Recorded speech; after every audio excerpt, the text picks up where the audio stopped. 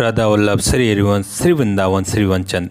एक बार नारद जी ने भ्रमण करते हुए मृत्युलोक के प्राणियों को अपने अपने कर्मों के अनुसार तरह तरह के दुखों से परेशान होते हुए देखा। इससे उनका हृदय द्रवित हो उठा और वह अपने परम आराध्य भगवान श्री हरि के शरण में कीर्तन करते हुए पहुँच गए और स्तुतिपूर्वक बोले, हे नाथ, यदि आप मेरे ऊपर प्रसन्न हैं तो मृत्युलोक के प्राणियों के कष्ट हरने का कोई उपाय बताने की कृपा करें। तब भगवान ने कहा, मुनिवर, तुमने विश्व कल्याण की भावना से बहुत ही सुंदर प्रश्न किया है। आज मैं तुम्हें ऐसा व्रत बताता हूँ जो स्वर्ग में भी दुर्लभ है और महान पुण्यदायक है तथा मोह के बंधन को काट देने वाला है, जिसका नाम है पौष पूर्णिमा व्रत। इस व्रत की कथा सुनने मात्र से ही सब दुख दूर हो जाते हैं और इसका विधि विधान पूर्वक पूजन करने से मनुष्य सांसारिक सुखों को भोगकर परलोक में मोक्ष को प्राप्त करता है। काशीपुर नगर के एक गरीब ब्राह्मण को भिक्षा मांगते देखकर भगवान विष्णु जी ने स्वयं ही एक बूढ़े ब्राह्मण के रूप में उस निर्धन ब्राह्मण के पास गए और कहने लगे, हे विपर, श्री सत्यनारायण भगवान मनोवांछित फल देने वाले हैं। तुम उनका व्रत पूजन करो, जिसे करने से मनुष्य सब प्रकार के दुखों से मुक्त हो जाता है। इस व्रत में उपवास का भी अपना महत्व है, किंतु उपवास से मात्र भोजन न लेना ही नहीं समझना चाहिए। उपवास के समय हृदय में यह धारणा होनी चाहिए कि आज श्री सत्यनारायण भगवान हमारे पास ही विराजमान है, अतः अंदर व बाहर शुचिता बनाए रखनी चाहिए और श्रद्धा विश्वास पूर्वक भगवान का पूजन कर उनकी मंगलमयी कथा का श्रवण करना चाहिए। श्री सत्यनारायण की कथा बताती हैं कि व्रत पूजन करने में मानव मात्र का समान अधिकार है, चाहे वह निर्धन, धनवान, राजा हो या व्यवसाय, ब्राह्मण हो या अन्य वर्ग, स्त्री हो या पुरुष। यही स्पष्ट करने के लिए इस कथा में निर्धन, ब्राह्मण, गरीब, लकड़ारा, राजा, उल्का मुख, धनवान, व्यवसाय, साधु, वैश्य, उसकी पत्नी लीलावती, पुत्री कलावती, राजा तुंगध्वज एवं गोपगणों की कथा का समावेश किया गया है। इस कथा में बताया गया है कि जैसे लकड़ारा, गरीब ब्राह्मण, उल्का मुख, गोपगणों ने सुना कि यह व्रत सुख, सौभाग्य, संपत्ति सब कुछ देने वाला है, तो सुनते ही श्रद्धा, भक्ति तथा प्रेम के साथ सत्यव्रत का आचरण करने में लग गए और फलस्वरूप शुभ भोग कर परलोक में मोक्ष के अधिकारी हुए। एक साधु वैश्य ने भी यही प्रसंग राजा उल्का मुख से सुना, किंतु उसका विश्वास अधूरा था और श्रद्धा में कमी होने के कारण उसने मन में प्रण लिया कि संतान प्राप्ति पर सत्यव्रत पूजन करूंगा। समय बीतने पर उसके घर एक सुंदर कन्या ने जन्म लिया। पत्नी ने व्रत की याद दिलाई तो उसने कहा कि कन्या के विवाह के समय करेंगे। समय आने पर कन्या का विवाह भी हो गया, किंतु उस वैश्य ने व्रत नहीं किया। तभी वह अपने दामाद को लेकर व्यापार के लिए चला गया। वहाँ उसे चोरी के आरोप में राजा चंद्रकेतु द्वारा दामाद सहित कारागार में डाल दिया गया। उसके अपने घर में भी चोरी हो गई। पत्नी लीलावती और पुत्री कलावती भिक्षावर्ती के लिए विवश हो गई। एक दिन कलावती ने किसी के घर श्री सत्यनारायण का पूजन होते देखा और घर आकर माँ को प्रसाद दिया। तब माँ ने अगले दिन श्रद्धा से पूजन व्रत किया। भगवान से पति और दामाद के शीघ्र वापस आने का वरदान मांगा। श्रीहरि प्रसन्न हो गए और स्वप्न में राजा को कह दिया कि वह दोनों बंदियों को छोड़ दे, क्योंकि वह निर्दोष हैं। राजा ने अगली सुबह उनका धन धान्य तथा परचूर धरवे देकर उन्हें विदा किया।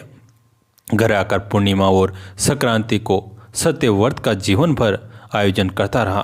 परिणाम स्वरूप उसे सांसारिक सुख भोग कर मोक्ष प्राप्त हुआ। इसी प्रकार एक बार राजा तुंगध्वज ने वन में गोपगणों को श्री सत्यनारायण भगवान का पूजन करते देखा, किंतु अपने अभिमान की वजह से राजा न तो पूजा स्थल पर गया और न दूर से ही प्रणाम किया और न ही गोपगणों द्वारा दिया गया प्रसाद ग्रहण किया।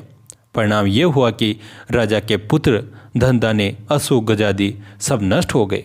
राजा को फिर यह आभास हुआ कि विपत्ति का कारण सत्यदेव भगवान का निरादर है। तब उसे बहुत पश्चाताप हुआ।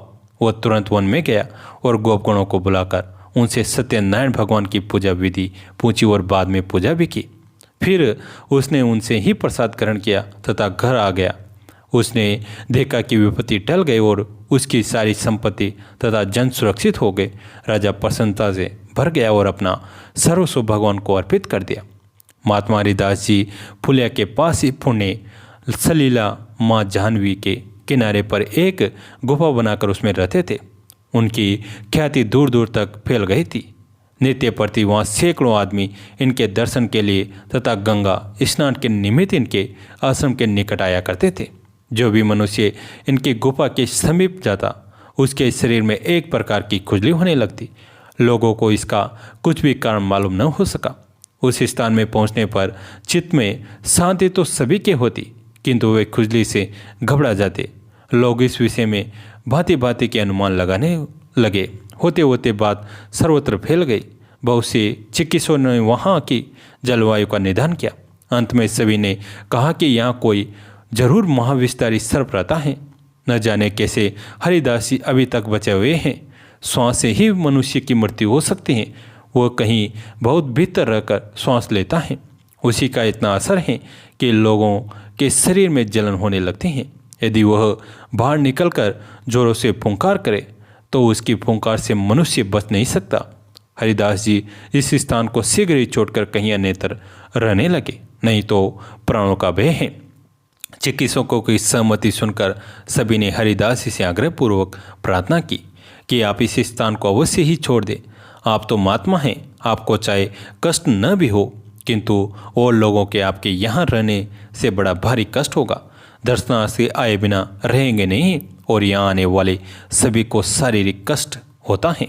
इसलिए आप हम लोगों का ही ख्याल करके इस स्थान को त्याग दीजिए। हरिदास जी ने सबके आग्रह करने पर उस स्थान को छोड़ना मंजूर कर लिया और उन लोगों को आश्वासन देते हुए कहा, आप लोगों को कष्ट हो यह मैं नहीं चाहता। यदि कल तक सर्प यहाँ से चला नहीं गया तो मैं कल शाम तक ही इस स्थान का परित्याग कर दूंगा। कल या तो यहाँ सर्प ही रहेगा या मैं ही रहूँगा। अब दोनों साथ ही साथ यहाँ नहीं रह सकते। इनके ऐसे निश्चय को सुनकर लोगों को बड़ा भारी आनंद हुआ और सभी अपने अपने स्थानों को चले गए।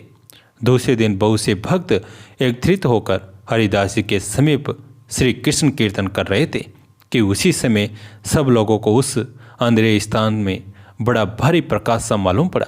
सभी भक्त आश्चर्य के साथ उस प्रकाश की ओर देखने लगे। सभी ने देखा कि एक चित्र विचित्र रंगों का बड़ा भारी सर्प वहाँ से निकलकर गंगा जी की ओर जा रहा है। उसके मस्तक पर एक बड़ी सी मणि जड़ी हुई है। उसी का इतना तेज प्रकाश है। सभी ने उस भयंकर सर्प को देखकर आश्चर्य प्रकट किया। सर्प धीरे धीरे गंगा जी के किनारे बहुत दूर तक गया। उस दिन से आश्रम में आने वाले किसी भी दर्शनार्थी को शरीर में खुजली नहीं हुई। संतों की तो दृष्टि मात्र से अविद्या का बंधन खुल जाता है तथा भगवान भी कभी उनके वचनों का उल्लंघन नहीं करते। एक दिन एक विशिष्ट व्यक्ति के घर में एक सपेरा आया। सपेरे में विष दंत रही सर्प के दंशक के साथ साथ मंत्र के प्रभाव से सर्पों के अधिष्ठात्र देवता नागराज वासुकी का आवेश हो गया। मृदंग तथा मंजीरे की ध्वनि के साथ गाए जाने वाले गीत तथा सपेरे के द्वारा जपे जा रहे मंत्र की शक्ति के प्रभाव को देखकर सभी मंत्रमुग्ध हो रहे थे। देवयोग से श्री दास ठाकुर भी वहाँ पहुँचे। वे भी एक और खड़े होकर उस दृश्य को देखने लगे। देखते देखते मंत्र के प्रभाव से उस सपेरे के शरीर में अधिष्ठित नागराज वासुकी यानी विष्णु भक्त शेष अनंत स्वयं उसके माध्यम से उद्दंड नृत्य करने लगे। कालियद में कालिया के ऊपर चढ़कर अखिल कलाओं के गुरु भगवान श्री कृष्ण ने जिस प्रकार तांडव नृत्य किया था उसी प्रकार की भावभंगी को अवलंबन करके सपेरा भी नृत्य करने लगा तथा कालिया नाग के प्रति श्री कृष्ण ने दंड देने के बहाने से जो अत्यधिक दया की थी उस लीला से संबंधित एक गीत गाने लगा। सपेरे के मुख से श्री कृष्ण की करुणा को सूचित करने वाले गीत को सुनकर एक और खड़े श्रीदास ठाकुर मुग्ध हो गए और भगवान की लीलाओं का स्मरण करते करते मूर्छित हो गए। जब कुछ क्षण के पश्चात जब उन्हें होश आया तो वे हुंकार करते हुए आनंदपूर्वक नृत्य करने लगे। महाभागवत श्रीदास को कृष्ण प्रेम के आवेश में नृत्य करते देखकर आनंददेव अविष्ट सपेरा संभ्रमपूर्वक थोड़ी दूरी पर खड़ा हो गया तथा श्रद्धापूर्वक श्रीदास का नृत्य देखने लगा। श्री कृष्ण के प्रेमावेश में श्री कृष्ण के अतुलनीय करुणीय गुण को श्रवण और स्मरण करते करते भूमि पर लोटपोट खाने लगते, कभी उठ कर पुनः नाचने लगते तथा क्रंदन नृत्य करते। श्रीदास जी के नृत्य एवं उनके भावों का दर्शन करके वहाँ खड़े सभी लोग बहुत आनंदित हुए। जहाँ जहाँ पर श्रीदास ठाकुर की चरण धूलि पड़ती थी, सभी लोग वहाँ की रज को उठाकर श्रद्धापूर्वक अपने शरीर पर मरने लगे। वहीं पर एक मनलोलूप ब्राह्मण भी बैठा था। जब उसने देखा कि मूर्छित होकर गिरने से ही लोग इतना आदर करते हैं, तब मैं इस अवसर को क्यों हाथ से जाने दूँ। ये सोचकर जब वह सपेरा फेंस नाचने लगा, तब ब्राह्मण भी झूठ मूठ का बहाना बनाकर पृथ्वी पर अचेत होकर गिर पड़ा। सपेरा तो सब जानता था, इसके गिरते ही वो इसे जोरों से पीटने लगा। मार के सामने तो भूत भी भागते हैं, फिर ये तो दम्भी था। जल्दी ही मार न सकने के कारण वहाँ से भाग गया। उस धनी पुरुष ने तथा अन्य उपस्थित लोगों ने इसका कारण पूछा तो हरिदास कि तुमने स्तुति की और वैसा ही भाव आने पर इस ब्राह्मण को तुमने क्यों मारा। अनंतदेव सपेरे के मुख के माध्यम से सभी को कहने लगे, तुम लोगों ने जो प्रश्न किया है उसका उत्तर अति रहस्यपूर्ण है। वो कहने योग्य न होने पर भी मैं तुम लोगों से कह रहा हूँ। श्रीदास जी प्रेम में अविष्ट होकर नृत्य करते देखकर तुम लोगों ने श्रद्धापूर्वक उनकी चरण धूलि ली। ये देखकर वो ढोंगी ब्राह्मण भी प्रतिष्ठा की आशा से मूर्छित होकर नाटक कर रहा था। श्री हरिदास जी निष्कपट, अप्राकृत, सहज प्रेमिक, शुद्ध भगवत भक्त हैं और यह अदम विप्र गणित प्राकृत सहजिया हैं, जो माँ भागवत वैष्णवों की अलौकिक क्रिया मुद्रा का कृत्रिम रूप से अनुकरण करके भक्त के रूप में जड़ प्रतिष्ठा प्राप्त करने की इच्छा करते हैं। वास्तव में भगवान के श्री चरण कमलों के प्रति उनकी किसी भी प्रकार की सेवा प्रवृत्ति नहीं होती। वे अपनी जड़ इंद्रियों की तृप्ति के लिए ही कृष्ण भक्त सचकर लोगों को ठगते हैं। जहाँ पर इस प्रकार के धर्मदेव जी भक्तधर्मी नहीं हैं, वहीं पर अकेतक कृष्ण भक्त हैं। जहाँ पर यह सब दोष विद्यमान हैं, वहाँ दम, केतव और कृष्ण सेवा के अतिरिक्त अन्य उद्देश्य लक्षित होते हैं। वैष्णवों के कृष्ण प्रेम में नृत्य के दर्शन से दर्शकों को भवबंधन नष्ट होता है और प्राकृत सहजिया की कृत्रिम क्रिया मुद्रा के दर्शन से दर्शकों के भवबंधन का कलेश और अधिक वर्धित होता है। श्रीदास जी जब अप्राकृत नृत्य लीला प्रदर्शित करते हैं, तब उनके निष्कपट प्रेम के वशीभूत होकर उनके साथ श्री कृष्ण सपरिकर नृत्य करते हैं। ऐसे भक्तों के नृत्य से ब्रह्मांड भी पवित्र होता है। कैसी लगी आज की कथा कमेंट में ज़रूर बताएं। अगर अच्छी लगी तो अपने दोस्तों के साथ, फैमिली के साथ शेयर करें। कहानी अंत तक सुनने के लिए आप सभी का तहे दिल से धन्यवाद।